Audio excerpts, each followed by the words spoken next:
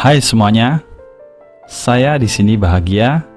Semoga juga kalian ya. Di video kali ini, saya akan membagikan sebuah artikel menarik yang bersumber dari situs budazine.com oleh Reza Watimena yang dipost pada 25 Desember tahun 2021. Judulnya sangat menarik, yaitu tentang belajar untuk kalah dan menderita. Bunyi artikelnya begini. Sejak kecil, kita diajarkan untuk menjadi juara. Kita diminta untuk melakukan hal yang terbaik dari segala hal. Sistem sekolah mendukung hal itu. Sistem ekonomi kapitalisme Indonesia juga sejalan dengan itu. Namun kita tak pernah diajarkan untuk kalah. Kita tidak pernah diajarkan untuk menderita. Padahal, di dalam hidup, orang tak selalu bisa menang dan senang. Derita dan kekalahan kerap datang berkunjung tanpa diundang. Akibatnya, ketika derita datang, kita panik, kita hanyut dalam emosi berlebihan, kita marah secara berlebihan, atau kita tenggelam dalam kesedihan yang berlarut-larut. Di hadapan emosi kuat, biasanya ada dua cara yang diajarkan masyarakat. Pertama, kita perlu mengekspresikannya. Ini berbahaya, karena bisa melukai orang lain. Kedua, kita menekannya atau mencari pelarian. Ini juga berbahaya, karena tidak menyelesaikan masalah, dan memendam emosi kuat juga merusak kesehatan. Juga ketika kita kalah, kita sulit menerima, bahkan hati kita penuh dengki dan dendam. Ketika menderita kekalahan, kita pun mulai berniat jahat. Kita menempuh cara-cara curang untuk mencapai keinginan kita. Maka, kita perlu belajar untuk kalah. Kita perlu belajar untuk menderita. Ini merupakan salah satu hal penting di dalam menjalani hidup. Tanpa kemampuan untuk menderita, hidup justru akan terasa amat berat. Ada 6 hal penting untuk diperhatikan. Pertama, semua penderitaan lahir dari pikiran. Emosi juga adalah sebentuk pikiran, namun dengan energi lebih kuat.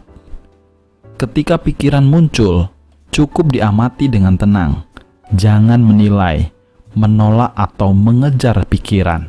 Cukup amati dengan tenang dan lembut. Pikiran itu sementara sifatnya. Ia tidak memiliki bentuk yang kokoh. Ia seperti pelangi. Pikiran ada, namun transparan dan sementara. Ketika kita mengamatinya, pikiran akan muncul dan akan segera pergi. 2. Pikiran berubah. Namun, kesadaran tidaklah berubah. Kesadaran ini bersifat kosong, namun sepenuhnya hidup. Ia adalah sang pengamat di dalam diri.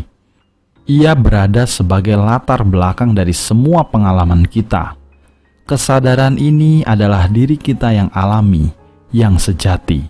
Kita perlu mengenalinya, lalu kita perlu berada bersama kesadaran sesering mungkin, menyadari kesadaran. Pikiran dan emosi tidak akan mengganggu kita. Mereka datang dan pergi dengan leluasa. 3. Kita perlu belajar dari filsafat Stoa tentang amor fati, yakni menerima segala yang terjadi dengan lapang dada. Apapun yang terjadi, itu sudah merupakan jalan kita. Tuhan atau semesta yang menghendakinya. Kita perlu menerimanya dengan lapang dada dan melakukan apa yang kita bisa untuk menanggapinya. 4. Kita juga perlu sadar bahwa hidup ini sementara. Kematian bisa menjemput setiap saat. Inilah yang disebut sebagai menoto mori, yakni mengingat terus bahwa kita akan mati. Dengan kesadaran akan kematian ini, hidup kita menjadi berharga dari saat ke saat. Tak ada waktu yang dibuang percuma untuk marah, dendam, atau sedih berlarut-larut. 5.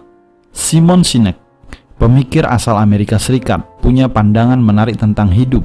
Baginya, hidup itu adalah permainan tak terbatas.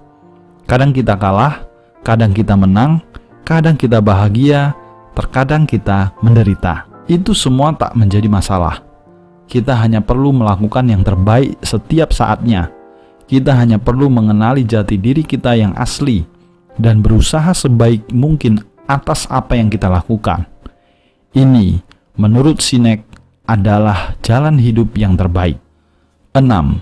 Para Master Vajrayana dari aliran Buddha Tibet berulang kali mengingatkan, dari kacamata absolut, tak ada yang kalah dan tak ada yang menang dalam hidup ini.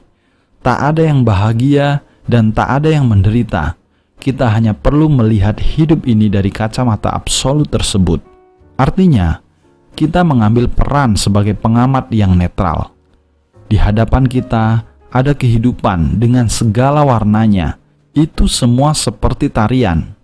Kita adalah penonton netral yang melihat itu semua dan mungkin terkadang ikut menari. Belajar untuk menderita adalah salah satu hal terpenting dalam hidup. Kita tidak boleh mengabaikannya. Jika tak memahami cara untuk menderita, maka kita belum mengerti hidup di dalam keseluruhannya. Hidup kita pincang. Ketika derita berkunjung, kita pun jatuh terpuruk. Apakah itu yang kita inginkan? Sampai di sini video kali ini. Semoga Anda berbahagia. Semoga semua makhluk berbahagia.